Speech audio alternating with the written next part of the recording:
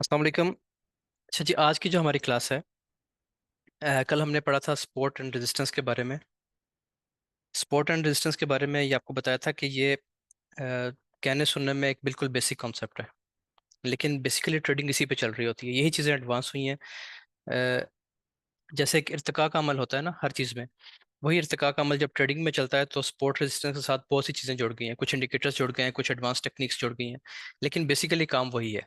कल आपको तीन नाम बताए थे। सपोर्ट रेजिस्टेंस, इसको जो ओल्ड ट्रेडर्स हैं, पुराने टाइम के जो लोग ट्रेड कर रहे हैं, वो इसको सपोर्ट एंड रेजिस्टेंस कहते हैं। उसके बाद जो अभी लेटेस्ट जो टर्म्स चल रही हैं उसमें इसको ब्रेकअप ब्लॉक भी कहा जाता है, ब्रेक एंड रीटेस्ट की स्ट्रेटजी भी कहा जाता है। तो वो कल हमने डिटेल से उन पे बात की थी। अब जो अगली चीज़ है वो ये होती है कि आपने सपोर्ट रेजिस्टेंस के लेवल्स तो ड्रॉ कर लिए।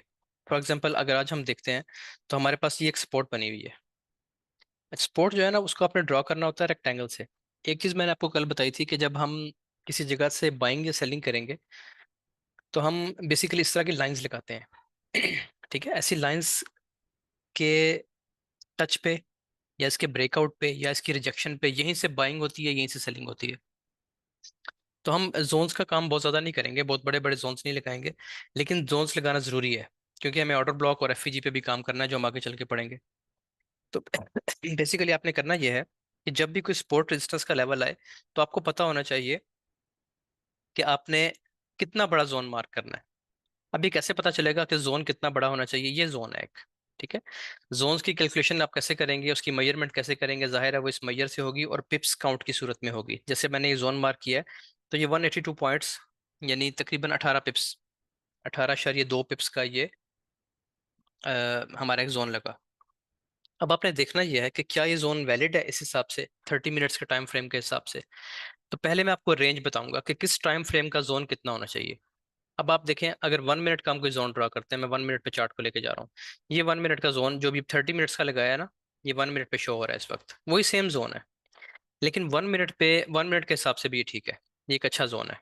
अब आप ये देखें कि ये हमने एक सपोर्ट का जोन ड्रॉ किया है जहाँ से प्राइस सपोर्ट ले रही है मुसलसल। आप पीछे चल के देखेंगे ना इसको तो आपको यहाँ पे सपोर्ट नजर आएगी, प्राइस सपोर्ट लेती हुई नजर आएगी इन जगहों से। जैसे कि ये देखें, ठीक है, ये एक अच्छा सपोर्ट का लेवल है। अब आप देखें कि दोबारा जब सेम जोन टेस्ट हो रहा है, देखें यहाँ पे इसने सपोर्ट ली एक दफा, फिर दूसरी दफा सपोर्ट ली और बड़ी जानदार किस्म की सपोर्ट ली, फिर प्राइस वापस आई, उसी जोन को टच किया, अगेन सपोर्ट ली, दोबारा फिर टच कर रही है उसी जोन को और दोबारा सपोर्ट ले रही है। जो प्राइस एक्शन के कॉन्सेप्ट्स हैं, जो हमारा पहला फेज चल रहा है प्राइस एक्शन, उसमें उसका कानून ये होता है कि आपने कोई भी जोन ड्रॉ कर लिया, उसको प्राइस जितना ज्यादा टच करेगी वो जोन उतना वैलिड और उतना जानदार तस्वर किया जाता है। ठीक है, एक लेवल के ऊपर, एक सर्टेन लेवल के ऊपर प्राइस जितना टाइम गुजारती है हम कहते हैं कि ये जोन इतना स्ट्रांग हो गया है। और ये बात ठीक है, प्राइस एक्शन के हिसाब से ये बात बिल्कुल ठीक है। हाँ, ऑर्डर ब्लॉक्स में जाके और एफईजी जो हमारे फेज 2 की चीज़ें हैं, उनमें जाके थोड़ा सा कॉन्सेप्ट चेंज होता है। लेकिन फिलहाल आपने यही और ये बात ठीक है, ये जो मैं आपको बात बता रहा हूँ ये वैलिड रहेगी हमारी आइंदा की ट्रेडिंग में भी, कि किसी भी जोन पे जितने ज़्यादा टचेस होंगे वो उतना स्ट्रांग जोन कंसिडर किया जाता है सपोर्ट एंड रेजिस्टेंस के हवाले से। इसी तरीके से अगर कोई ऐसा ही हमने जोन ड्रॉ किया, ये एक रेजिस्टेंस का जोन है, तो इसमें जितनी दफा भी प्राइस यहाँ से रेजिस्ट होगी ये उतना ही स्ट्रांग जोन कंसिडर होगा। ठीक हो गया? तो जितनी ज्यादा किसी जगह से रिजेक्शन आ रही है उतना ज्यादा वो रेजिस्टेंस का स्ट्रांग जोन है। इसी तरीके से जिस जगह से प्राइस मुसलसल रिजेक्शन लेके सपोर्ट लेती है वो उतना ही मजबूत सपोर्ट का जोन कंसिडर होगा। ये बात आपने हमेशा आगे भी याद रखनी है कि जिस जगह पे ज्यादा टचेस होंगे, जिस जगह से ज्यादा रिजेक्शंस होंगी, चाहे वो रेजिस्टेंस है या सपोर्ट है, वो उतना ही मजबूत कंसिडर किया जाएगा। अब अगर ये टूट जाता है, देखिए अब मैं आपको यहाँ पे एक चीज दिखाता हूँ। हमारे पास ये एक जोन है, ये मैं एक जोन ड्रॉ किया, इसको मैं कहता हूँ कि ये सपोर्ट है।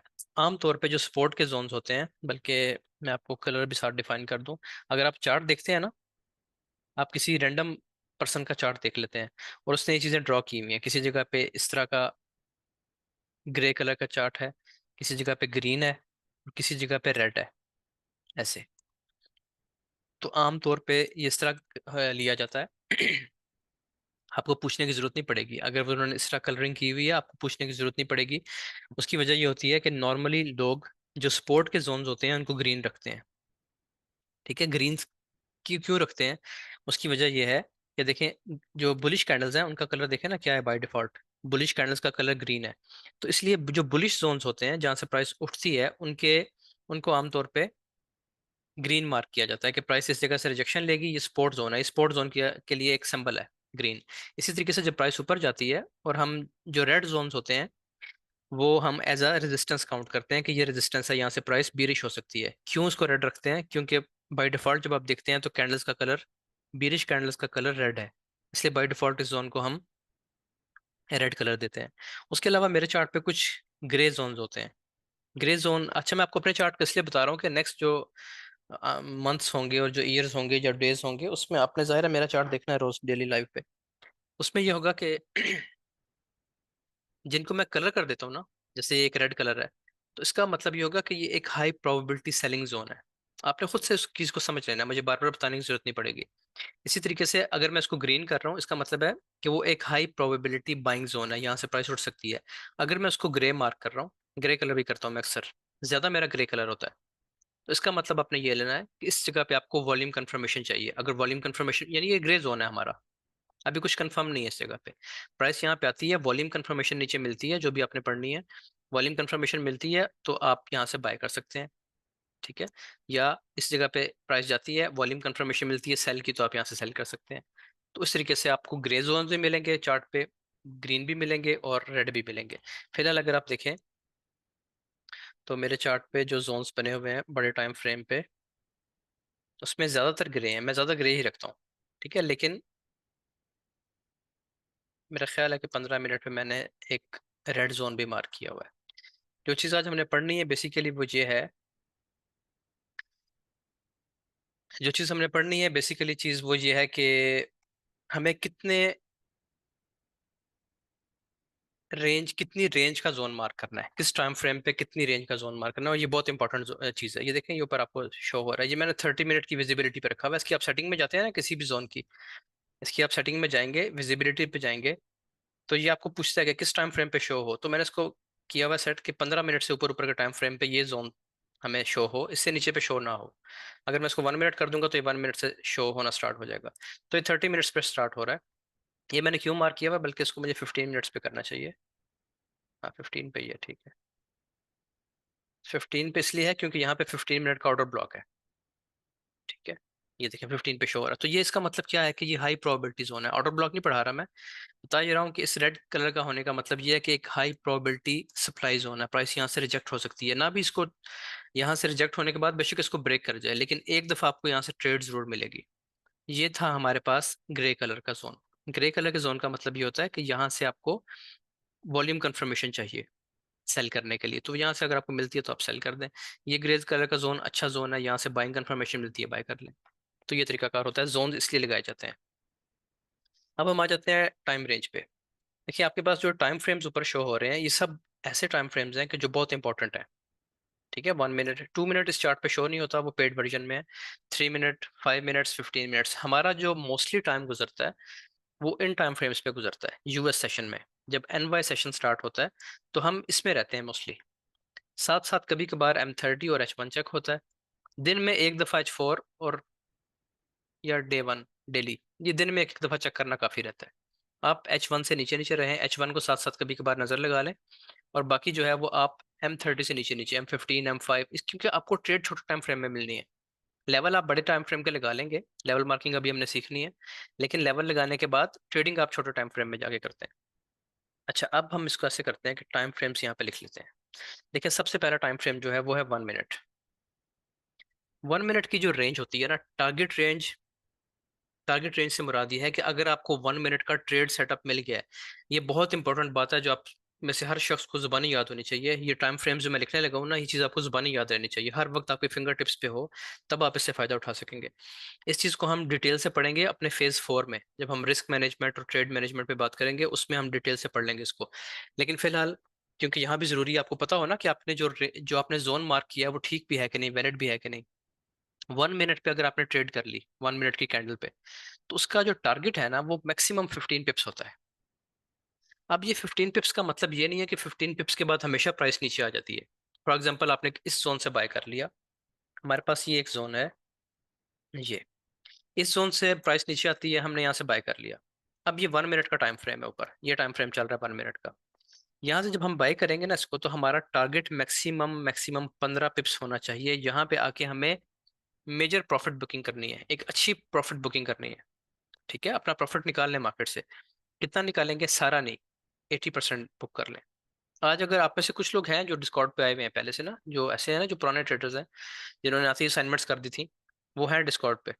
तो मैं रोज डिस्कॉर्ड पे शो करता रहता हूँ कि आज क्या बना, मेरी ट्रेड्स कैसी गई, ऐसी चीजें दिखाता हूँ। उससे उनको आइडिया होगा, आपको भी आइडिया हो जाएगा कि मेरा ट्रेडिंग का स्टाइल क्या है। जब आपका 1 मिनट की ट्रेड 15 पिप्स चल चुकी है, तो आपने 80% क्लोज कर देनी है। कैसे करनी है ये भी हमारा टॉपिक नहीं है। 20% चलती रहेगी।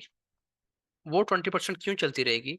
उसकी वजह यह है कि ये जो आपको 15 पिप्स बचे हैं ना, 15 पिप्स पे फॉर एग्जाम्पल आपने $150 अर्न कर लिए हैं, फॉर एग्जाम्पल। तो मुमकिन है कि ये ट्रेड यहाँ से उठे और ये 15 की बजाय 1500 पिप्स दे दे। तो ये जो पूरी वेव लगी है ना, इसको आपने मिस नहीं करना, इसको छोड़ना नहीं है। हाँ, ये चीज़ें ठीक है कि आपकी मेजर प्रॉफिट टेकिंग यहाँ पे हो गई थी, क्योंकि 1 मिनट का सेटअप था ना। 1 मिनट का सेटअप चलता है, 1500 पिप्स चलता है, लेकिन हर दफा तो नहीं चलेगा। शायद 50 में से एक चले, 100 में से 5 चले, फॉर एग्जाम्पल। लेकिन वो 5 भी जब चलेंगे तो आप यहाँ बैठे देखते नहीं रहेंगे कि ये क्या हुआ है। ठीक है, बल्कि आपकी 20% ट्रेड चल रही होगी साथ साथ। और ये आप बहुत बड़ी वेव जो लगेगी, इससे आप बहुत अच्छा प्रॉफिट बना सकते हैं फिर आगे चले। ये चीज़ें हमने डिटेल से पढ़नी है अभी। हमने जो अपनी ट्रेड मैनेजमेंट पढ़ेंगे तो उसमें हम बात करेंगे इस पे। बहरहाल, अगर आपका एक सेटअप यहाँ से चला, ठीक है, आपने यहाँ से बाय किया इस जोन से, 1 मिनट का सेटअप था, उसने आपको 15 पिप्स दे दिए। उसके बाद अगर उसने आपका स्टॉप लॉस हिट कर दिया, प्राइस नीचे आ गई, तो इसका कसूर नहीं है, फिर आपका कसूर है कि आपने उसको 15 पिप्स पे मैनेज नहीं किया। ठीक है। अच्छा, अब चलते हैं हम अगले टाइम फ्रेम पे। अब मैं सिर्फ रेंज लिखूंगा, फॉर्मूला सबका यही है। अब आ जाते हैं हम 3 मिनट्स पे। 3 मिनट्स पे आपने ये करना है कि आपकी जो रेंज होगी वो होगी 20 पिप्स। 20 पिप्स के बाद अगर प्राइस रिवर्स आ गई, उसने आपको स्टॉप लॉस हिट कर दिया, तो आप रिस्पॉन्सिबल हैं।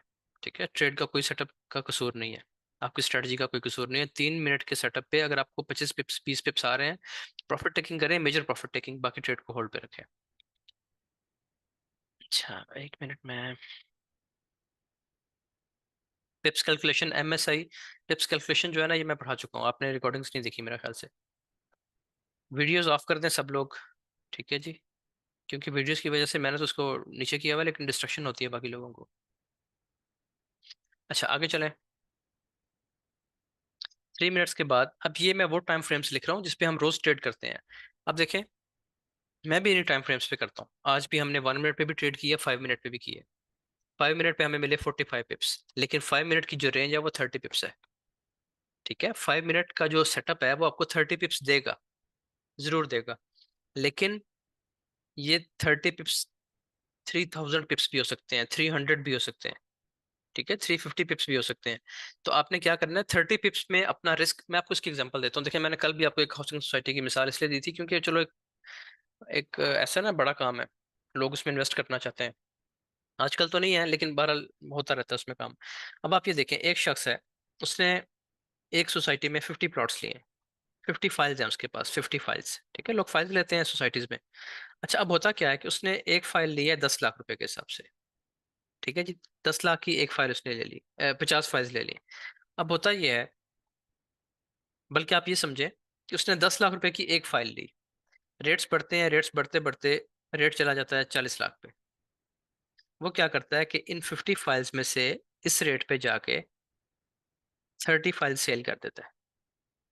ये इसने खत्म कर दिया, से पीछे उसकी रहेगी 20 फाइल्स। ये क्यों रखता है संभाल के, कि रेट और ऊपर जा सकता है। ठीक है, अब ये 40 से ये चला जाता है 60 पे। यहाँ जाके वो क्या करेगा, और प्रॉफिट टेकिंग करेगा, ये 30 में से 15 और निकाल देगा, सिर्फ 5 रखेगा। उसकी वजह क्या होती है कि रेट देखें, जब बहुत हाई चला जाता है ना किसी भी मार्केट में, जैसे सोलर की कल आपको एग्जांपल दी थी कि सोलर के रेट्स कहाँ चले गए थे। जो प्लेट आजकल 20-25 हज़ार की मिल रही है, ये 70-75 थाउजेंड पे थी। तो एक ड्रॉप आया ना बहुत बड़ा। ये हर मार्केट का असूल है, कभी भी ऐसा नहीं होता कि मार्केट बहुत टॉप पे जाके, इसी तरीके से तो लोगों को ट्रैप किया जाता है। कुछ लोगों ने 70 हज़ार पे भी खरीदी होगी कि यार रख लो, ये तो 1.5 लाख की हो जाएगी चंद दिनों में, इस तरह सोचा होगा ना, तो उनका लॉस हुआ। तो मार्केट इसी तरीके से चलती है। कोई भी जो अच्छा ट्रेडर होगा ना, समझदार जो ताजर होगा, वो कभी भी महंगे रेट पे नहीं खरीदेगा, बेशक उसको ना मिले। वो कोई ऐसा स्टॉक देखेगा जो सस्ते रेट पे है, जो सस्ता मिल रहा है और जिसके चांसेस हैं कि ये उठेगा, ऊपर जाएगा। जरूरी नहीं है कि हर सस्ती चीज आप खरीद लें और फिर ऊपर ही जाएगी, मुमकिन है वो नीचे चली जाए। तो वो तो अंडरस्टैंडिंग होनी चाहिए ना मार्केट की, वो तो हम सीखेंगे पढ़ेंगे सारा कुछ। लेकिन अब देखें, अगर ये 50 फाइल्स सब की सब यहाँ पे खत्म कर देता, 50 की 50 यहाँ सेल आउट कर दे, तो जो ये वाला मार्जिन बना है ना, 40 60 पे गई है, वो इसने मिस कर देना था सारा। ये प्रॉफिट इसने मिस कर देना था। तो कुछ ना कुछ उसने फाइल्स बचा के रखी, उसका फायदा यहाँ पे उठा लिया। यहाँ पे भी कुछ बचा के रखी, अगर और ऊपर जट जाता तो इसका फायदा भी वो उठाएगा। तो इस तरीके से आपने देखना होता है इस मार्केट को। मेरी जब ट्रेड्स चलती हैं, तो मेरी कोई भी ट्रेड 100% क्लोज नहीं होती। हाँ, होती है बहुत कम। यानी अगर मैंने 5 ट्रेड्स की हैं, 10 की हैं, तो शायद एक मैं फुल क्लोज कर दूं या दो फुल क्लोज कर दूं। बाकी मैं 80% क्लोज करके 20% चलने देता हूँ। या वो स्टॉप लॉस उसका सॉरी ब्रेक इवन हिट करती है, और या प्राइस जो है वो बहुत ज़्यादा प्रॉफिट दे जाती है। अच्छा जी, 1 मिनट, 3 मिनट, 5 मिनट के बाद आगे आ जाते हैं हम 15 मिनट्स पे। उन टाइम फ्रेम्स की बात करेंगे जिन पे हम ट्रेड करते हैं। 15 मिनट का जो टाइम फ्रेम है, ये आपको देता है 30 to 40 पिप्स। ये वो पिप्स हैं जो कंफर्म होते हैं तकरीबन। ठीक है, यानी प्राइस इसमें आपको डॉज नहीं करेगी। उसके बाद है जी हमारे पास 30 मिनट का टाइम फ्रेम। अभी हम इसको सीखेंगे कि हमने इसको मार्क कैसे करना है। 30 मिनट्स के टाइम फ्रेम पे आपको 40 to 60 पिप्स मिलते हैं। यानी इस रेंज में आपने अपने ट्रेड का मेजर प्रॉफिट ले लेना है। 1 आवर, 1 आवर आपको देगा 60 to 100 पिप्स। 80 कर लें आप एहतियातन, अभी नए हैं। ठीक है जी। उसके बाद होता है 4 आवर का सेटअप। अगर अच्छा सेटअप बन गया तो ये आपको 80 to 200 पिप्स देता है। ठीक हो गया। 1 आवर को आप 60 to 100 भी कर सकते हैं, मैंने एहतियातन कम पिप्स लिखवाए हैं अभी आपको। ठीक है, कल मैंने शाम को डिस्कॉर्ड पे, अगर आप में से कोई लोग हैं, तो कल रात को तकरीबन 6 से 7 के दरमियान मैंने एक ट्रेड शेयर की थी 30 मिनट्स के टाइम फ्रेम पे। तो उसने एग्जैक्ट ये रेंज दी है हमें। वो चली है, एक पॉइंट से दो जगह से ट्रेड थी, एक जगह से वो 60 पिप्स चली है, एक से 50 पिप्स चली है। यानी 40 to 60 पिप्स देती है आमतौर पे, नॉर्मल है ये रेंज। तो इस तरीके से आपने जोन्स को मार्क करना है। अब देखें, ये है इसकी टारगेट टारगेट रेंज। यानी 1 मिनट का सेटअप है तो 15 पिप्स आपको देगा। 3 मिनट्स का सेटअप है, 20 पिप्स देगा। मैं आपको इसकी एग्जांपल देता हूँ। आपको एक दिन मैंने पहले भी एग्जांपल दी थी। एक बच्चा है, आप उसे ऊपर भेजते हैं, छत पे भेजते हैं। क्या उससे कहते हैं कि जी एक कार्टन फलां जगह पे कार्टन रखा है, वो छोटा सा उठा लो। अब अगर वो छोटा बच्चा है ना, वो 10 साल का बच्चा है, 10 साल का बच्चा है, तो वो 2-3 किलो का कार्टन उठा के ले आएगा। अब 10 साल के बच्चे से अगर आप एक्सपेक्ट करते हैं कि वो 1 मन का कार्टन उठा के नीचे ले आएगा, तो फिर आपकी गलती है। ठीक है, बच्चे की कोई गलती नहीं है, वो आपकी गलती है, क्योंकि आपको समझ नहीं है कि उसकी क्या कैपेसिटी है। इसी तरीके से एक 20 साल का जवान लड़का है, ठीक है, उससे आप कहेंगे वो 40 किलो का ले भी आएगा उठा के। तो ये चीज होती है। आप इसी तरीके से, जिस तरह ये बच्चे हैं ना, ठीक है, या जवान लड़का है, इनकी जो स्ट्रेंथ है, इसी तरीके से टाइम फ्रेम की स्ट्रेंथ होती है। ये बच्चा है, 1 मिनट का टाइम फ्रेम, 3 मिनट, 5 मिनट, इससे आप बहुत ज्यादा एक्सपेक्ट ना करें। ठीक है, ये आपको इतना ही देंगे। लेकिन हमेशा ऐसा नहीं होगा कितना दें। हमेशा क्या होगा, कभी कभार बीच में क्या होगा, हमेशा तो इतने देंगे, कभी कभार क्या होगा कि 300 की जगह ये 1000 दे देगा। इसको आपने मिस नहीं करना। उसका तरीकाकार यही है कि 30 पिप्स में जाके, जो आपका बड़ा रिस्क होता है ना, बड़ा पोर्शन, यानी मलाई उतार लें दूध पे से। ठीक है, मलाई उतार लें, बाकी जो पड़ा है वो आपका है फिर। वो आपने एंजॉय करना है बाद में। 15 मिनट्स, 30 to 40 पिप्स। 30 मिनट्स पे जाके आपकी अच्छी ट्रेडिंग स्टार्ट होती है, यानी जिसको आप थोड़ा सा होल्ड कर सकते हैं। 30 मिनट्स पे आपको 40 to 60 पिप्स आराम से मिलते हैं, आप बड़ा रिस्क ले सकते हैं इस पे। 1 आवर, फिर 4 आवर की भी आपको मैंने रेंज दे दी। तो ये आपने इसका स्क्रीनशॉट लेके रखना है, ये आपको पता होना चाहिए हर वक्त कि आपकी रेंज क्या है। अब जितनी रेंज होती है ना, इतना ही स्टॉप लॉस होना चाहिए। अगर आप 1 मिनट ट्रेडिंग कर रहे हैं, तो आपका जो स्टॉप लॉस का लेवल होगा, वो 15 पिप से बड़ा नहीं होना चाहिए। यानी जोन आपका ये वाला 15 पिप से बड़ा नहीं होना चाहिए, मैक्सिमम 20 पिप पे चला जाए। 3 मिनट का 20 पिप से बड़ा नहीं होना चाहिए, 5 मिनट का 30 पिप से बड़ा नहीं होना चाहिए, 15 मिनट का 30-40 पिप से बड़ा नहीं होना चाहिए। ठीक है, 30 मिनट का 40 to 60 पिप से बड़ा नहीं होना चाहिए, ये बड़ा है, आप 40 पिप्स तक रखें इसको। अब मैं आपको दिखाता हूँ 30 मिनट्स की एक ट्रेड। 30 मिनट्स पे आए, तो रात जो मैंने सेटअप शेयर किया था डिस्कॉर्ड पे, वो यहाँ पे था कहीं पे। ये कैंडल थी, एग्जैक्टली ये कैंडल। ठीक है, ये कैंडल बता रही थी कि प्राइस नीचे आएगी अपने लोअर लेवल्स पे। अच्छा, अब हुआ क्या कि इसका अगर आप स्टॉप लॉस चेक करें, ये सब चीजें हम पढ़ेंगे आगे चल के। जो नए स्टूडेंट्स हैं उनसे मैं मुखातिब हूँ इस वक्त, कि वो परेशान ना हो कि स्टॉप लॉस क्या होगा, कहाँ रखेंगे, कैसे रखेंगे। ये इन क्वेश्चंस पे नहीं जाना आपने। हमारा जो आज का टॉपिक है वो ये है कि हमारी इस रेंज की जो मेजरमेंट है वो कितनी होनी चाहिए। रेंज का साइज क्या, इस सॉरी, ये जो हमने लगाया है जोन, इस जोन की रेंज कितनी होनी चाहिए। ठीक है, ये हमारा टॉपिक है आज, कि जोन कितना बड़ा कितना छोटा होना चाहिए। अच्छा, ये हमारा सेटअप बना M30 पे, इस कैंडल पे। तो इसका स्टॉप लॉस देखें कितना बन रहा है। इसका स्टॉप लॉस यहाँ पे होता है 35 पे स्टॉप लॉस था तकरीबन। तो ये बन रहा है जी इस वक्त 70 पिप्स। लेकिन ये एक हाई प्रोबेबिलिटी सेटअप बन रहा था इस जगह पे। ठीक है, ये हम आगे चल के पढ़ेंगे। और ये इसका नीचे टारगेट था। बहरहाल यहाँ पे आके हमारी ट्रेड्स क्लोज हो गई थी, क्योंकि यहाँ पे साइन आ गया था एक और के प्राइस वापस जाने लगी है। तो इसकी ये ट्रेड और इसका रिजल्ट मैंने शो किया था आज डिस्कॉर्ड पे। अब हम चलते हैं लेवल मार्किंग पे, इन चीजों को जहन में रखते हुए। ठीक है, इनको हम साइड पे रखते हैं। अब हम आते हैं सबसे पहले 1 मिनट पे। 1 मिनट की सपोर्ट चेक करते हैं पहले हम, कि 1 मिनट की सपोर्ट कहाँ पे है। आपको यहाँ पे कहाँ पे स्पोर्ट्स नजर आ रही है। हम कोई स्पोर्ट चेक करते हैं, अच्छी सी स्पोर्ट। ये एक स्पोर्ट का लेवल है, ये वाला। ये देखें, यहाँ से प्राइस उठी, फिर यहाँ से प्राइस उठी, फिर यहाँ से प्राइस उठी, तीन जगह से सपोर्ट ली है। हम इसको मार्क कर लेते हैं कि ये एक अच्छा हिस्टोरिकल लेवल बन रहा है। देखिए, हिस्टोरिकल लेवल्स जो है ना मार्केट में बड़े इंपॉर्टेंट होते हैं। हिस्टोरिकल लेवल्स ये होते हैं कि प्राइस ने पिछली दफा इस जगह पे क्या रिएक्ट किया था। तो जाहिर है, 1 मिनट की हिस्ट्री तो इतनी होगी ना, चंद घंटे पहले क्या हुआ है, उससे चंद घंटे पहले क्या हुआ है। 1 मिनट की हिस्ट्री तो ऐसी ही होगी। देखिए, यहाँ से स्टार्ट हो रही है स्पोर्ट, मुसलसल प्राइस यहाँ से स्पोर्ट ले रही है। अब इसको मार्क कैसे करना है जोन को। आप ये करें कि जो आखिरी 3 पॉइंट्स आ रहे हैं या आखिरी 2 पॉइंट्स आ रहे हैं, उनको आपने कनेक्ट करना है। और कनेक्ट इस तरीके से करना है, ये आपने पकड़ा रेक्टेंगल, रेक्टेंगल को पकड़ा। ठीक है, यहाँ से मार्क करना सिखाता हूँ आपको। जो भी कैंडल्स आ रही है ना, मैक्सिमम कैंडल्स जो यहाँ पे ड्रॉप दे रही हैं, उनकी विक्स को बॉडी तक ले लें। जैसे मैं इसको जूम इन करता हूँ थोड़ा सा।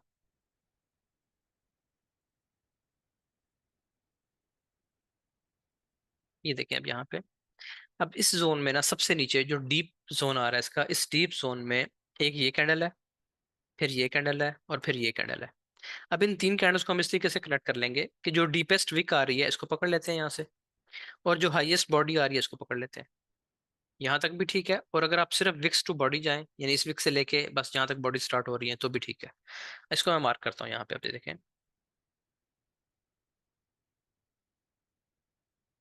ये ये मैंने एक जोन मार्क कर लिया, इसका हम कलर कर लेते हैं ग्रीन, जिससे हमें पता चलेगा कि ये हमारे पास एक्सपोर्ट का जोन है।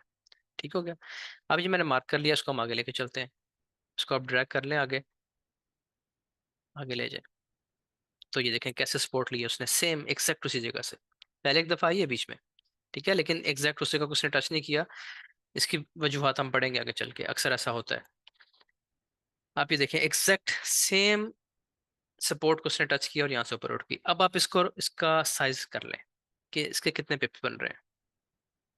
इसके पिप्स बन रहे हैं जी, कितने बन रहे हैं, कोई बता सकता है कितने पिप्स हैं ये। चैट में बताएं जरा। 3 पिप्स, ठीक है जी, वेरी गुड। ये सिर्फ 3 पिप का जोन है, ओनली 3 पिप्स। इसमें आपका स्टॉप लॉस कितना पड़ेगा, अगर आप यहाँ से ट्रेड एंट्री करते हैं तो आप 10 पिप के स्टॉप लॉस के साथ, जो कि यहाँ बनता है वो भी काफी बड़ा बन रहा है, आप यहाँ से एंटर हो सकते हैं सिर्फ सपोर्ट एंड रेजिस्टेंस के रूल पे। ठीक हो गया। तो ये 3 पिप्स का जोन है, 1 मिनट के हिसाब से बहुत वैलिड है। हम 1 मिनट का टाइम फ्रेम देख रहे हैं ना, तो 1 मिनट के हिसाब से 3 मिनट का, 3 पिप्स का जोन या 5 पिप का जोन या इवन 10 से 15 पिप का जोन बहुत वैलिड होता है। एक बात आपने याद रखनी है कि जो आपके एशियन सेशंस होते हैं ना, सुबह का सेशन हो गया टोक्यो वगैरह, उसके बाद आपका लंदन सेशन स्टार्ट हो जाता है। इन सेशंस में आपके स्टॉप लॉस छोटे बनते हैं, लेकिन प्राइस की मूवमेंट स्लो होती है जरा। अगर आप यही वाली विक्स यूएस सेशन में आके मार्क करेंगे तो ये मुमकिन है 60-60 पिप्स की हो, उसमें आपने बहुत केयरफुल रहना है। ठीक है। अच्छा, अब ये हमारा जोन मार्किंग होगी, इससे आपको पता चल गया आपने जोन कैसे मार्क करना है। एक आधा जोन और मार्क करते हैं।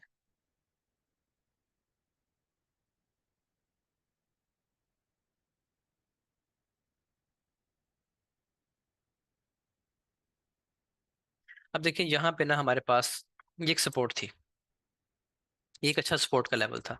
सपोर्ट को ब्रेक किया प्राइस ने। अब आपको पता है कि जब सपोर्ट ब्रेक होती है, ये देखिए सपोर्ट ब्रेक हुई, सपोर्ट लगी, प्राइस ऊपर गई, सपोर्ट ब्रेक हो गई। अब आपको क्या कल बताया था कि जब भी कोई सपोर्ट ब्रेक होती है तो प्राइस एज अ रेजिस्टेंस काम करती है उस जगह से। यही बात पढ़ी थी आपने। अब आप इसको जोन को मार्क कर लेते हैं। जब ये सपोर्ट ब्रेक होगी इस जगह से, सपोर्ट ब्रेक हो गई, तो हम इस सपोर्ट को मार्क करना चाह रहे हैं। इसको अब कैसे मार्क करेंगे, इसकी तो नीचे विक्स ही नहीं है। मैं एग्जांपल भी ऐसे ही ढूंढना चाह रहा था और वो मिल गई बाई चांस। इसके नीचे तो कोई विक नहीं है। अब आप इसमें क्या करेंगे, आप इस तरह करेंगे कि जो लेटेस्ट कैंडल होती है ना, इसको ऑर्डर ब्लॉक कैंडल भी कहते हैं, ये हम मेजोरिटी पढ़ चुकी है। मुझे बार बार उन लोगों का ख्याल आता है जो बिल्कुल अभी फ्रेश है, नए हैं। तो आप लोगों को मैं एक ही बात कहता हूँ कि आप लोगों ने अभी परेशान नहीं होना। कोई चीज़ ऐसा, कोई टर्म्स मैं ऐसी बोल लेता हूँ जो आपने नहीं पढ़ी हुई अभी तक, तो उसके हवाले से कोई घबराने की बात नहीं है, सब चीज़ें पढ़ने वाले हैं हम। अच्छा जी, इसको कैसे हम मार्क करेंगे इस जोन को, कि ये जो पीछे वाली कैंडल है इसको ले लें बस, जो लेटेस्ट कैंडल प्रीवियस कैंडल है इसको ले लें। अब आप ये देखें, एक्यूरेसी चेक करें इसकी। इसलिए इसको कहते हैं, मैं आपको कल बता रहा था कि ब्रेक एंड रीटेस्ट पे एक दुनिया काम करती है। ये थी आपकी सपोर्ट जो कि ब्रेक हुई, प्राइस वापस सेम जोन में आई, यहाँ पे इसने एज अ रेजिस्टेंस काम किया और प्राइस को नीचे पुश कर दिया। ठीक है, ये भी आपको कल बताया था कि ये कोई कानून नहीं है, हर दफा ऐसा नहीं होगा। यानी कल को आप यहाँ से ट्रेड लें, आप कहें ये तो प्राइस ऊपर चली गई है जी, जाएगी। उसी से तो हमने बचना है, उन्हीं चीजों को तो ऑब्जर्व करना है वॉल्यूम के थ्रू, कि क्या प्राइस यहाँ से ड्रॉप देगी कि नहीं देगी। तो जब वॉल्यूम का इंडिकेटर यहाँ पे हमारे पास होगा तो उससे हमें से पता चलेंगी कि यहाँ से वाकई हमें ट्रेड मेंटर होना है या नहीं, रिस्क लेना है या नहीं लेना। किसी एक कंफर्मेशन पे कभी भी ट्रेड नहीं करनी है आपने। यानी सिर्फ इसलिए आप ट्रेड कर रहे हैं कि ये रेजिस्टेंस का सपोर्ट का लेवल था, अब रेजिस्टेंस के तौर पे काम करेगा, कभी भी नहीं ऐसा होगा। आप 100 दफा ट्रेड करेंगे, मुमकिन है 40 टाइम्स आप सक्सेसफुल रहे, 60 टाइम्स सक्सेसफुल रहे, बाकी आपके लॉस होते रहे। तो इससे बचने का तरीका ये है, अपनी एक्यूरेसी को हाई करने का तरीका ये है कि हम मजीद कंफर्मेशन यहाँ से ऐड किया करेंगे। अच्छा, और कोई जोन मार्क करके दिखाता हूँ आपको, पीछे आ जाए यहीं से। अब देखें यहाँ पे प्राइस ने इस जगह पे, ये एक प्राइस नीचे आई, एक रिट्रेसमेंट ली, वैलिड रिट्रेसमेंट है क्योंकि आखिरी कैंडल का हाई ब्रेक हुआ है। अब यहाँ पे हमारे पास ये एक रेजिस्टेंस का लेवल बन रहा है, ये रेजिस्टेंस है, इसको अब मार्क करना है। कैसे मार्क करेंगे इसको, मार्क आप ये करेंगे, देखें सब्जेक्टिव टाइप चीज है, बार बार आपको बताता हूँ, कोई रूल नहीं है। अगर किसी ने इसको ऐसे भी मार्क कर दिया ना, ऐसे ऐसे मार्क कर दिया इस कैंडल से, तो भी ठीक है, ये भी एक रेजिस्टेंस का लेवल है। ठीक है, ये भी रेजिस्टेंस का लेवल है। किसी ने यहाँ पे मार्क कर दिया, बस मार्क इस तरह करना है कि आपका लेवल बहुत, जोन बहुत बड़ा ना बने 1 मिनट के हिसाब से। ये मैं इस तरीके से मार्क करता हूँ कि जो आखिरी कैंडल है ना, ये वाली मैंने विक ले ली और बॉडी तक ले लिया बस। मैक्सिमम कैंडल्स के टच हो गए, ये भी टच हो गया, ये भी टच हो गए, ये पूरी कैंडल भी अंदर आ गई। अब इसको आगे लेके चलते हैं। अगर प्राइस यहाँ पे कभी आई तो हम देखेंगे कि यहाँ पे प्राइस का क्या रिएक्शन होता है। प्राइस का यहाँ पे कोई रिएक्शन नहीं है, प्राइस ने उसको ब्रेक किया और ऊपर निकल गई। तो यहाँ पे आपका क्या चीज़ फेल हुई है बताएं, चैट ने बताया यहाँ पे क्या फेल हुआ है जिसका हमें वेट करना चाहिए था और वो चीज़ फेल हो गई। कल बताया था कि यहाँ पे क्या फेल होता है अगर प्राइस निकल जाती है तो, रीटेस्ट फेल हुआ। ठीक है जी, नहीं रेजिस्टेंस फेल नहीं हुई, आपका टेस्ट फेल हो गया। प्राइस ने इसको यहाँ पे ब्रेक किया, ये एक रेजिस्टेंस बनी, अब इस रेजिस्टेंस को इस जगह पे आके जब प्राइस टेस्ट कर रही है ना, दोबारा अगेन आ रही है इस जगह पे, तो यहाँ पे आके वॉल्यूम का कोई साइन बनना चाहिए था सेल का, नहीं बन रहा तो आप छोड़ दें, आप बच जाएंगे इन चीजों से, लॉस से बचते रहेंगे। एक क्वेश्चन मैंने देखा है, एक मिनट ठहर जाए। एसएल फिर इस रेजिस्टेंस से कितना ऊपर होना चाहिए। देखिए एसएल ये है, ये आपके एसएल लिखे हुए हैं। 1 मिनट पे आपका स्टॉप लॉस जो है, यहाँ मैंने जहाँ पे लिखी है सब चीजें, 1 मिनट के टाइम फ्रेम पे आपका स्टॉप लॉस 15-20 पिप से ऊपर का नहीं होना चाहिए। वो जो मैंने रेंज लिख के दिया जिसका कहा था स्क्रीनशॉट ले लें, बेसिकली ये चीज, 1 मिनट का स्टॉप लॉस 15 से 20 पिप से ऊपर का ना हो, 3 मिनट का स्टॉप लॉस 20-25 पिप से ऊपर का ना हो, ये एक रेंज है। बस इससे ऊपर आपके स्टॉप लॉस नहीं होने चाहिए। 4 आवर में 80 पिप्स 100 पिप्स से ऊपर का ना हो। आप ये जो पहले वाले जो है ना फिगर्स, ये आपके स्टॉप लॉस है, ये 15 पिप्स, 20 पिप्स, 30, इसका भी 30, इसका 40, इसका 60, ये ज्यादा थोड़ा सा 50 हो सकता है, और इसका 80, इसका 100 भी ठीक है, 80 to 100, ये इसका स्टॉप लॉस है, ये वाली रेंज। इससे बड़ा स्टॉप लॉस नहीं होना चाहिए आपका इन टाइम फ्रेम्स पे। इससे बड़े पे तो हम करते नहीं है, 15 मिनट तक रहते हैं बेसिकली, वहीं से हमें ट्रेड मिल जाती है। अब देखिए इस वक्त मैं हूँ H1 पे, अब H1 का जोन लगाते हैं। H1 की मुझे कोई अच्छी सी रेजिस्टेंस सपोर्ट देख लेते हैं पहले, ठहरे। देखिए ये हमारे पास एक रेजिस्टेंस लेवल बना हुआ है, ये पूरी रेंज, ये और ये। अब इसको मैंने मार्क करना, मैं कैसे मार्क करूंगा, आप इसकी हाईएस्ट विक ले लें और इसकी बॉडी को मैच कर लें और साथ ये अटैच हो रही है इसको मिला लें, कोशिश करें मैक्सिमम टचेस मिल जाए आपको। तो यहाँ पे हमें मैक्सिमम टचेस यही मिल रहे हैं, ये वाली विक, ये वाली विक और ये वाली विक। तो आप इसको इस तरीके से ड्रॉ कर सकते हैं ऐसे। अब प्राइस बाद में क्या करती है ये आपका काम नहीं है, आपने इस हवाले से परेशान नहीं होना कि प्राइस यहाँ पे क्या करे, आपका जोन लग गया। अब प्राइस जब आएगी दोबारा इसको टेस्ट करने, देखें प्राइस ने ब्रेक किया, ब्रेक करने के बाद टेस्ट पे आई और यहाँ पे कुछ साइन बना के फिर ऊपर गई होगी, तो आपने यहाँ पे रीटेस्ट का वेट करना है कि टेस्ट जो है उसका सक्सेसफुल हो, कंफर्मेशन लेनी है। आपको मैं एग्जांपल देता हूँ क्या कंफर्मेशन है। आपके हिसाब से ये बिजली की तार है, ठीक है, आप कोई जोड़ लगाने लगे हैं, आपने पीछे से बटन तो ऑफ कर दिया, इसके बावजूद इलेक्ट्रिशियन क्या करता है, वो एक दफा उसको टेस्टर लगाएगा, चेक करेगा कि दोबारा वो रीटेस्ट है। पीछे से बटन ऑफ है, स्विच ऑफ है, सब कुछ बंद है, मेन भी बंद है, इसके बावजूद वो क्या करता है, वो एक दफा टेस्टर लगाता है उसको। तो ये टेस्टर लगाना है अपने यहाँ पे, किसमें अब करंट है या नहीं है। ठीक हो गया। अब इसको नापें जरा, ये 1 आवर का था ना चार्ट, ये 1 आवर ऊपर टाइम फ्रेम आ रहा है, इसको जरा अगर आप मेजर कर लें तो ये आ रहा है जी आपका 49 पिप्स। 49 पिप्स का आ रहा है, 490 पॉइंट्स मार्केट के, यानी 49 पिप्स। तो 49 पिप्स क्या वैलिड है? ये 1 आवर का जोन आ रहा है 60 to 80 पिप्स, ये इसकी रेंज है, वैलिड है। मैंने आपको कहा था कि ये 50 कर लें, 60 थोड़ा सा ज्यादा है, तो एग्जैक्ट ये उसी रेंज में आ रहा है, 50 पिप्स का बन रहा है, 49 पिप्स का, तो ये बिल्कुल वैलिड है। ठीक है, अब आप जब प्राइस यहाँ पे आएगी, यहाँ पे आपको साइन बना के देगी। देखिए हम तो, मैं आपको बता रहा हूँ कि हम तो 1 आवर की तरफ देखते नहीं है ज्यादा, हम यहाँ से कोशिश करेंगे कि इस जोन में जब प्राइस आए ना, तो हमें एविडेंस मिले M5 का, और M5 का जो स्टॉप लॉस होता है वो सिर्फ 20 पिप्स का है। हम 50 की जगह, 49 की जगह सिर्फ 20 पिप का स्टॉप लॉस लेंगे और यहाँ से पूरी वेव कैच करने की कोशिश करेंगे। ठीक हो गया। तो इस तरह हमें कंफर्मेशन क्या होगी, हमें पता होगा कि लेवल हमारा स्ट्रांग है क्योंकि वो H1 का है। जितने बड़े टाइम फ्रेम का लेवल होगा, जैसे आपको बताया था कि जितना बड़ा बच्चा ऊपर जाएगा ना सामान उठाने आपका, उतना ज्यादा सामान उठा के ले आएगा, जो भी आप उसको काम कहेंगे। और अगर किसी छोटे बच्चे से करवाएंगे तो उसकी फिर कैपेसिटी कम है। तो H1 का लेवल है, H1 की सपोर्ट रेजिस्टेंस का लेवल है, तो ये स्ट्रांग है। तो इससे आपको एक अच्छी रेजिस्टेंस मिलनी चाहिए, अच्छा सपोर्ट मिलनी चाहिए। अब ये सपोर्ट कितने पिप्स की मिली है ये भी चेक कर लेते हैं। ये सपोर्ट आपको मिल रही है इस जगह से, मैं मिड लाइन से चेक कर रहा हूँ, मिड लाइन से 283 पिप्स की गई है। ठीक है, तो इसकी रेंज क्या थी? इसकी रेंज थी 80 पिप्स तक, यानी इसने अपनी रेंज से 3 टाइम्स आपको बड़ा टारगेट दिया है। लेकिन अब अगर मैं आपको ये कानून पढ़ा दूं कि ये 3 टाइम्स देगा हर दफा, तो बिल्कुल ऐसा नहीं होगा। 100 पिप्स के बाद, 80 पिप्स के बाद इसकी जिम्मेदारी खत्म हो गई है। अब ये करे तो करे, चले तो चले, ना चले तो कोई मसला नहीं, आपने वहां तक अपनी प्रॉफिट टेकिंग कर लेनी है चीज। अच्छा मैं आपको बताता हूँ अक्सर, और दिखाता भी हूँ कि हमारी ट्रेडिंग लाइंस पे होती है जोन की बजाय। ये देखिए लाइंस लगी हुई हैं, अब यहाँ से हमने बाय सेल किया होगा कुछ ना कुछ। ठीक है, तो आपको मैं इंशाल्लाह इस हद तक इस लेवल पे लेके आऊंगा कि आपको जोन ना लगाना पड़े, बल्कि आप लाइन से ट्रेड करें। लाइन कितने पिप्स की होती है? 2-4 पिप्स की। तो वहां से इंशाल्लाह हम ट्रेड किया करेंगे। अब मैं आ जाता हूँ इसको 30 मिनट्स पे। 30 मिनट का आपने सपोर्ट रेजिस्टेंस कैसे लगानी है? थोड़ा सा पीछे चलते हैं, जहाँ पे प्राइस जरा ट्रेंड में थी। मार्केट का मजा तभी है जब मार्केट ट्रेंड में हो, जैसे कि इस जगह पे ट्रेंड में है, ये बड़ा ट्रेंड। इसमें पैसे बनाने बहुत आसान है ट्रेंड के साथ। Without trend, against the trend या रेंज में मार्केट तंग करती है। मैं स्टूडेंट्स को ये बता रहा था लाइव सेशन में कि आजकल जो बंदा सरवाइव कर रहा है मार्केट में वो अच्छा ट्रेडर है। उसकी वजह यह है कि थोड़े से हालात टफ चल रहे हैं गोल्ड के। एक रेंज चल रही है ना, एक लॉन्ग टर्म रेंज चल रही है, प्राइस साइडवेज मूवमेंट में है, तो इसमें पैसे बनाना आसान नहीं होता। और जब ये जैसे रमज़ान गुजरा, रमज़ान का पिछला महीना और रमज़ान और ईद के बाद कुछ दिन, वो बिल्कुल आप समझ लें कि बस पैसे इकट्ठे करने वाली बात थी, इतनी आसान थी मार्केट। होता है, ये फेजेस आते हैं, ये टाइम्स आते हैं, समटाइम्स बहुत मुश्किल होता है काम, समटाइम्स बहुत आसान होता है। अब ये देखें जी, ये आप यहाँ पे आप कैसे मार्क करेंगे इस जोन को? आप ये देखें कि यहाँ से लेके, इस विक्स से लेके फिर ये भी विक्स आ रही है इसी रेंज में, ये वाली विक भी इसी रेंज में आ रही है। तो इसको हमें कैसे मार्क करना चाहिए? टाइम फ्रेम है 30 मिनट्स का। 30 मिनट पे हमारा जो रेंज है वो 40 पिप्स के आसपास हो सकती है, इससे बड़ी नहीं होनी चाहिए। इसको हम मार्क करके देख लेते हैं कितना बन रहा है। इस विक को लेंगे, मैं थोड़ा सा इसको जूम इन कर लेता हूँ।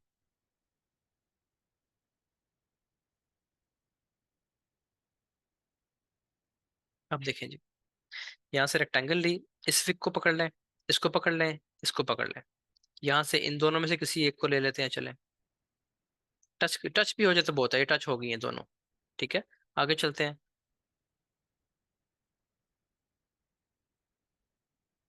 ये ठीक हो गया। अब ये थोड़ा सा रह गया, अब पहले हम चेक करते हैं क्या हमारी रेंज पूरी है या बाकी है। रेंज अभी बाकी है, कितनी बाकी है? 24 पिप्स हुई है, तकरीबन 16 पिप्स की रेंज बाकी है। हम इसको 30 पिप्स तक भी इस विक को भी ऐड कर सकते हैं। ये विक ऐड होगी। विक्स बहुत इंपॉर्टेंट है, पहली क्लास से बता रहा हूँ कि विक्स इंपॉर्टेंट है, क्योंकि विक्स पे लिक्विडिटी होती है, वहां से प्राइस रिजेक्ट करती है, रिएक्ट करती है। अब कितने पिप्स का हो गया जोन? 30 मिनट्स के हिसाब से ये बहुत बेहतरीन और वैलिड जोन है, क्योंकि 30 पिप्स तक का है।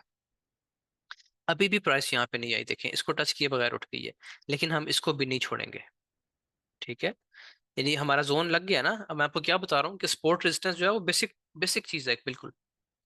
तो अब इसके एल्गोज ऐसे बने हुए हैं कि जो इसको थोड़ा सा पीछे से खेल देते हैं, इसको काम नहीं करने देते। यानी ये एक सादा सा बंदा है, या आप किसी सादा से बंदे को काम पे भेजते हैं कि यार ये मुश्किल काम है ये करा, उसके लिए मुश्किल बन जाती है। तो ये सादा सा सेटअप है, सादा से तरीके हैं सपोर्ट रेजिस्टेंस के। इसको हमें, जैसे मार्केट तेज है, हमें भी थोड़ा तेज होना पड़ेगा इसके लिए। इसमें क्या होता है, ये मार्केट यहाँ से क्यों उठ गई है अपनी, ये जो रेजिस्टेंस थी, इस रेजिस्टेंस को टच किए बगैर क्यों उठ गई है? हालांकि हमने पढ़ा हुआ है कि जब भी कोई रेजिस्टेंस ब्रेक होती है तो वो एज अ सपोर्ट काम करती है। इसको नीचे आना चाहिए था ना, नहीं आई। लेकिन क्यों नहीं आई और इसको कैसे ट्रेड करना है, ये सब चीजें हम आगे चल के पढ़ेंगे। एक चीज आपको दिखा देता हूँ, वो जी है, ये देखें, इसको मैयर को पकड़ें, ये वाली पूरी कैंडल नाप लें। ये मैं आपको तरीका आगे चल के बड़ी डिटेल से पढ़ाऊंगा, ये बड़ा मजे का तरीका है।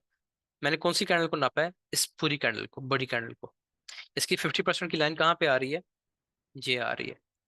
तो प्राइस कहाँ से उठी है? 50% के लेवल से। मैं आपको तरीका बताऊंगा। यानी वो अगर मार्केट में एल्गोस तेज होते हैं तो फिर हमारे पास भी ऐसी टेक्निक्स हैं जो इनको पकड़ लेंगी। हम इसकी बजाय यहाँ पे रेडी होंगे, इस जगह पे यहाँ पे इंटरेस्टेड होंगे कि यहाँ से प्राइस को उठना चाहिए, लेकिन एडवांस टेक्निक्स में चल के आगे। अच्छा जी, और ऊपर आ जाते हैं। अब हमारे पास जो लेवल बन रहा है, अच्छा लेवल बन रहा है रेजिस्टेंस का, वो ये लेवल है। देखिए प्राइस यहाँ से आई और यहाँ से इसने एक बड़ी जबरदस्त किस्म की वेव ली है डाउन साइड। ठीक है, डाउन साइड वेव लेने के बाद प्राइस यहाँ से फिर इसने हाई ब्रेक कर दिया। अब हमारे पास ये एक रेजिस्टेंस का लेवल था, ये लेवल ब्रेक हो गया। इसको अब हमने कैसे मार्क करना है? अब आप ये देखेंगे, जब ये, देखिए, मार्क तब करनी है रेजिस्टेंस जब वो ब्रेक हो जाए। तो ब्रेक यहाँ पे हुई है, यहाँ पे रेजिस्टेंस ब्रेक हुई है। अब हमें इसको मार्क कर लेना है। तो मार्क करने का तरीका कार क्या है? देखिए ये ऊपर विक्स है, अब विक्स बहुत छोटी है। अब इतनी छोटी विक्स को अगर आप मार्क करेंगे, आपका जोन नहीं बन रहा। इस सूरत में क्या करना है, जो साथ छोटी कैंडल होती है ना, चाहे वो पीछे या आगे, उसको मार्क कर लिया करें इस तरीके से। आमतौर पर ये पीछे होती है, यानी जो, चलें ये इसको मॉडल ब्लॉक में पढ़ेंगे। इस तरह आप इसको मार्क कर सकते हैं। दो कैंडल, एक छोटी कैंडल साथ मिला लें, ऊपर इसकी विक्स ले लें, और कौन सी कैंडल्स टच करनी है आपने, इसका टच जो ज्यादा बड़ा हो जाएगा नीचे हो जाएगा, ये सब कैंडल्स टच हो जाएंगी, इनको टच कर लेते हैं और आगे चले जाएं। अब अगर आप आके देखें तो मैंने क्या आपको बताया तरीका, कि टॉप से विक लें और थोड़ा नीचे ले आए बॉडी की क्लोजिंग तक, और आगे जाकर उसका रिजल्ट चेक करें। ये ब्रेक हुई, ब्रेक के बाद टेस्ट फेल हो गया। जब टेस्ट फेल होगा तो आप बाय करेंगे ही नहीं। ठीक है ना, आपको पता है कि टेस्ट तो मिले ही नहीं आपको। ये थी इसकी रेजिस्टेंस। इसको यहाँ पे एज अ सपोर्ट काम करना चाहिए था, लेकिन उसने नहीं किया काम। प्राइस नीचे आ गई, दोबारा ब्रेक कर दिया। जब दोबारा ब्रेक किया तो लेवल तो हमारा लगा हुआ है, प्राइस वापस आई, उसी जोन को टेस्ट किया, सक्सेसफुल टेस्ट हुआ, आगे कैंडल बनी और यहाँ से बाय हो गया। सक्सेसफुल टेस्ट कैसे पता चला मुझे? जो पुराने ट्रेडर्स हैं आप में से, उन सबको पता है कैसे पता चलेगा। वॉल्यूम देखेंगे, एनगल्फिंग देखेंगे, बहुत सी चीजें देखेंगे। जो नए स्टूडेंट्स हैं वो कल तक का वेट कर लें, उनको कल ये चीज पता चलेगी कि कैसे पता चला, कैसे पता चलेगा। कल का टॉपिक काफी इंपॉर्टेंट है, कल नहीं सॉरी परसों इंशाल्लाह, जुमेरात को। अच्छा जी, अब इसकी जरा पिप्स काउंट करें। अब हमने लगा तो लिया जोन, अब हमें ये नहीं पता चल रहा कि ये वैलिड भी है कि नहीं। 30 मिनट्स पे हम इतना रिस्क ले सकते हैं कि नहीं ले सकते, यानी 30 मिनट पे हम इतनी जिम्मेदारी, इतना लोड डाल सकते हैं कि नहीं। तो वो आ रहा है 49 पिप्स, बॉर्डर लाइन पे हैं हम, बल्कि थोड़ा सा ऊपर है हम। ठीक है, तो इसको छोटा करना है। इसको छोटा कैसे करेंगे? अब इसको छोटा करने का तरीका हमेशा ये होगा कि ऊपर से विक को नहीं छोड़ना। विक को कभी नहीं छोड़ना, ऊपर वाली विक बहुत इंपॉर्टेंट है, उसमें हाईएस्ट विक ये आ रही है, ये वाली। तो आप ऊपर वाली विक को कवर कर लें। छोटा करना है तो इसको नीचे से छोटा करें। नीचे से कैसे छोटा करेंगे? ये जो विक्स आ रही है ना, ये वाली, जहाँ या जहाँ पे बॉडी टच हो रही है, यहाँ तक इसको ले आए, ऐसे कर लें। अब देखें, अब उससे ज्यादा कैंडल्स टच हो रही हैं, यानी ज्यादा नहीं, उतनी ही कैंडल्स टच हो रही हैं, लेकिन जोन छोटा हो गया। पहले ये कैंडल्स यहाँ तक टच हो रही थी, अब हमने सिर्फ विक्स को ले लिया, विक्स को टच करवा दिया, ऊपर वाली विक और ये विक भी टॉप से पकड़ ली। ठीक हो गया। अगर हम इसको नीचे ले जाएंगे ना, तो मोस्ट प्रोबेबली अगर हम इसको यहाँ पे ले आते हैं छोटा करने के लिए, तो फिर ये प्राइस यहाँ टच करेगी और उठ जाएगी यहाँ से। फिर आप देखते रह जाएंगे कि ये हुआ क्या है। अब इसको जरा नापें।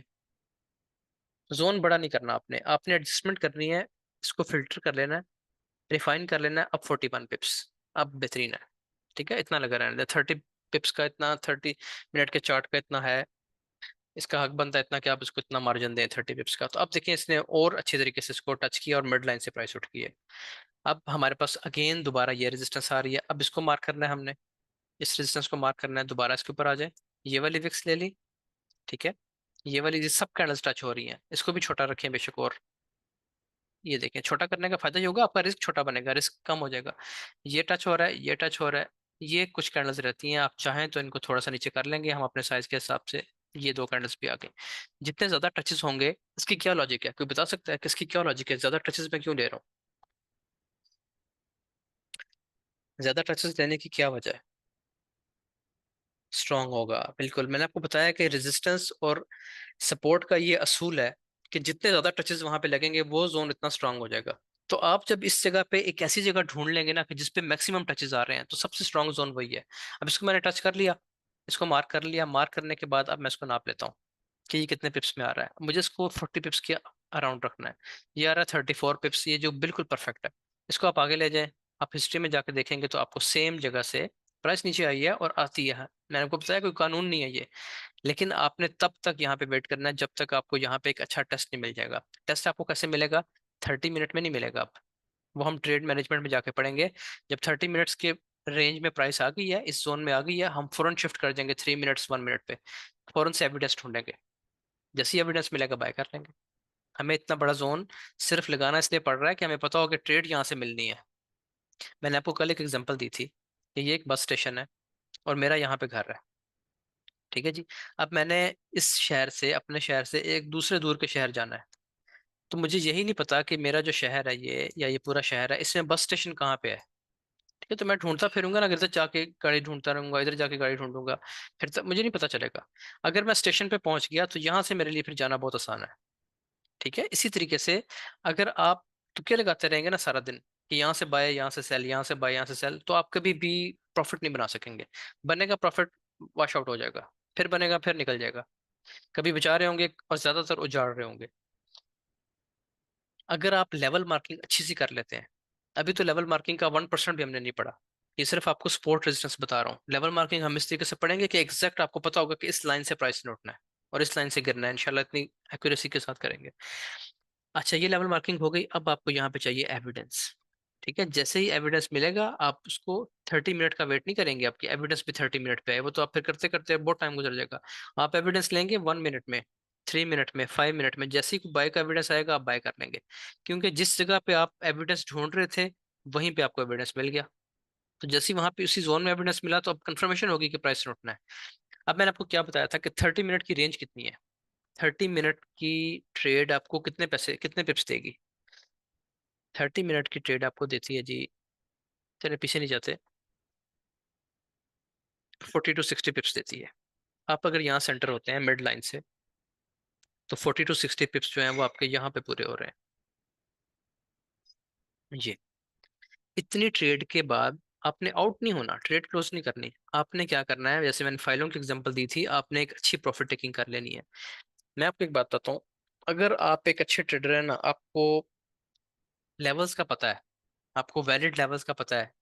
वैलिड और इनवैलिड लेवल्स हम आगे चल के पढ़ेंगे। अगर आप उनका पता है और आपकी ग्रिप बन गई है, तो आपको रोज 20 पिप्स अगर मिलना शुरू हो जाए ना, सिर्फ 20 पिप्स, तो 1 साल में आपकी लाइफ चेंज हो सकती है। 1 साल क्या, 6 माह में हो सकती है। अगर मुझे पता हो ना 20 पिप्स कंफर्म, जो कि मुझे पता होता है अल्हम्दुलिल्लाह कि मुझे 20 पिप्स कहाँ से मिलने हैं, तो रोज का 1000 1200 1500 डॉलर आप आराम से बना लेंगे, अच्छे अकाउंट के साथ। जिनके अकाउंट नहीं अच्छे वो फंडेड पे काम करके बना लेंगे, कुछ भी मुश्किल नहीं होगा। ठीक है, तो 20 पिप्स बहुत बड़ी वेव होती है। अगर आपको 60 पिप्स मिल रहे हैं तो ये चांदी है, सोना है बिल्कुल ये, और है भी सोना ही बाकी। तो आपने इसको हल्का नहीं लेना कि लेवल मार्किंग कोई ऐसी चीज है कि जिसको जी हम बिल्कुल इजी ले लेंगे और कोई बात नहीं, ना भी आई तो। लेवल मार्किंग ही असल चीज है। अगर आपको लेवल का नहीं पता तो आप तुक्के लगा रहे हैं, फिर आप हवाई फायर कर रहे हैं, कोई लग गया तो लग गया, ना लगा तो ना सही। ठीक है, अगर आपने एग्जैक्ट शिकार करना है, पैसे कमाने हैं, तो फिर आपको जगह का पता होना चाहिए कि किस जगह पे आपने रिस्क लेना है। आप जा रहे हैं ना कहीं, खुदा न खास्ता किसी की लड़ाई हो जाती है, तो अक्लमंद मैं कहता हूँ बंदा वो है जो पहले अपने मसाइल देखता है कि अब इस वक्त मुझे अभी रिएक्ट करना है या कुछ देर बाद करना है। तो इस मार्केट में भी सारा दिन ये काम चलता है कि आपने यहाँ पे रिएक्ट करना है, यहाँ पे रिएक्ट करना है, यहाँ पे करना है, या अपने लेवल पे करना है। जब प्राइस आपकी रेंज में होगी ना, आपके पास एक गन है, अगर आप उसकी रेंज से ज्यादा शूट करने की कोशिश कर रहे हैं तो भी आपकी गलती है, आप ही पकड़े जाएंगे, आप ही मारे जाएंगे। अगर आप अपनी रेंज में फायर कर रहे हैं तो फिर आपकी अक्लमंदी है। तो ये हमारी रेंज है, इस रेंज में हमने फायर करना है बेसिकली। इससे ऊपर नीचे नहीं जाना।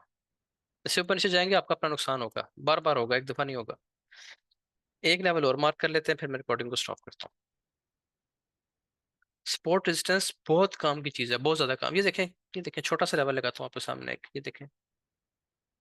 बल्कि एक और काम करते हैं, इससे ज्यादा बेहतर ये है कि आप इसको देखें डेली पे जाके, ताकि आपको पता हो कि टचेस कैसे काम करते हैं और साइकोलॉजिकल लेवल्स जो होते हैं मार्केट के, वो क्या होते हैं। ये मैं डेली पे आ गया हूँ जी।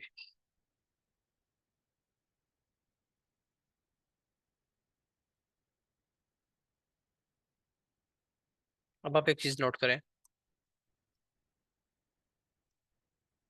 चले जी, चार्ट ओपन हो गया। अब आप एक चीज नोट करें, यहाँ पे एक लेवल लगाता हूँ, ये वाला। एक बात आपने याद रखनी है, साइकोलॉजिकल लेवल्स की आपको निशानी बताता हूँ। इसको हम ले जाते हैं और पीछे। अब आप ये देखें कि जो ये सपोर्ट बन रही है ना हमारे पास, इससे पहले ये एक रेजिस्टेंस थी। मैंने सिर्फ एक लेवल लगाया इतने बड़े चार्ट पे। डेट चेक करें नीचे क्या आ रही है, 24 फरवरी 2020। अब फरवरी 2024 से भी आगे निकल चुके हैं हम, 2-3 माह। ठीक है, 4 साल हो गए हैं। 4 साल में आप इस जोन का बिहेवियर चेक करें जरा। यहाँ से रिजेक्शन एज अ रेजिस्टेंस काम कर रही है, फिर rejection again as a resistance काम कर रही है, इसको ब्रेक कर गई, अब ये सपोर्ट ले रही है, बार बार सपोर्ट ले रही है। और देखें सपोर्ट कितनी बड़ी ली है। अभी और पीछे जाएंगे तो ये लेवल साइकोलॉजिकल लेवल है। हाँ, एक बात याद रखें, 1680, 1780, 1680, 1780, 1980, जिनके साथ 80 आ रहा है, ये साइकोलॉजिकल लेवल्स है मार्केट के, आमतौर पे माने जाते हैं। ठीक है, बहरहाल ये कोई ट्रेडेबल चीज नहीं है, लेकिन आपको थोड़ा सा आइडिया होना चाहिए इस चीज का। तो देखें कितनी जबरदस्त सपोर्ट, फिर प्राइस नीचे आती है, फिर सपोर्ट, फिर सपोर्ट। क्यों ले रही है प्राइस यहाँ से बार बार सपोर्ट? क्योंकि ये स्ट्रॉन्ग लेवल था रेजिस्टेंस का। प्राइस ने यहाँ से अच्छी रेजिस्टेंस माजी में भी दी हुई है। ठीक है, आगे चलें और आगे चलें, फिर ये सपोर्ट है, फिर ये सपोर्ट है। ये क्या है? ये कोई और चीज है। यहाँ पे भी सपोर्ट एक बनी है, प्राइस नीचे क्यों उतरी है यहाँ से? इसको कहते हैं हम लिक्विडिटी स्वीप, डेली के हिसाब से। लेकिन ये चीजें हम आगे चल के पढ़ेंगे, ये भी आपका टॉपिक नहीं है। ठीक है, नीचे उतरी है, यहाँ पे दिखाया कि सपोर्ट टूट गई है, लेकिन नहीं, असल में इसने प्राइस ने बहुत ऊपर जाना था यहाँ से, ये देखें। इसलिए लोगों को ये दिखाया गया, ये फेक, ये ट्रैप्स होते हैं। यहाँ लोगों को दिखाया जाता है कि इतनी बड़ी स्ट्रॉन्ग सपोर्ट ब्रेक हो गई है, अब प्राइस नीचे है। तो आपने यहाँ पे, अगर आप अक्लमंद हैं, अगर आपको ट्रेडिंग आती है, तो आप कमेंट में बताएं यहाँ पे क्या करेंगे, यहाँ पे क्या करेंगे आप। जाहिर है ये एक सपोर्ट थी, बड़ी स्ट्रॉन्ग सपोर्ट थी। स्ट्रॉन्ग सपोर्ट ब्रेक हो गई, प्राइस ऊपर निकल गई, सॉरी, स्ट्रॉन्ग सपोर्ट ब्रेक हो गई। आपको यहाँ से सेल करना चाहिए था इस जगह से, क्योंकि एक बहुत स्ट्रॉन्ग सपोर्ट सेल हुई थी, जिसको एज अ रेजिस्टेंस काम करना चाहिए आप। लेकिन आप यहाँ पे क्या चीज देखेंगे?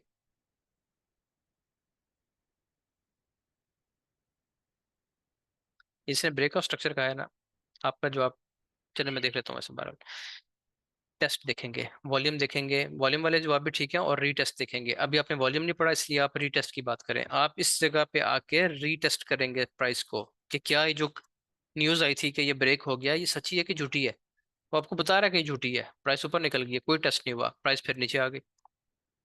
अब फिर दोबारा आपने यकीन नहीं कर लेना कि दूसरी बार ब्रेक होगी, आपने फिर टेस्ट चाहिए, आपको कोई टेस्ट नहीं मिल रहा आपको। यहाँ पे कोई एविडेंस नहीं है कि प्राइस सेल होने वाली है इस जगह से। ठीक है, जब नहीं मिल रहा, इसका मतलब क्या है कि ये सब कुछ फेक हो रहा है, जो भी हो रहा है इतने दिन। प्राइस फिर ऊपर निकल गई वापस, और इस दफा जब गई है ना, तो ऐसी गई है कि फिर वापस नहीं आई। ये देखें। तो ये क्यों हुआ ऐसा, बार बार इस जगह पे ड्रामा क्यों चल रहा था? क्योंकि यहाँ से प्राइस ने बहुत ऊपर जाना था, बहुत ज्यादा ऊपर जाना था। तो यहाँ से उन्होंने बार बार बायर्स को आउट किया है। मैंने आपको एक एग्जांपल दी थी कि एक शख्स की 100 एकड़ जमीन है। ठीक है, उसके 4 बेटे हैं या 8 बेटे हैं, तो सबको कितनी आ रही है? 12.5। जितने कम होते जाएंगे उतना प्रॉफिट बढ़ता जाएगा बाकियों का।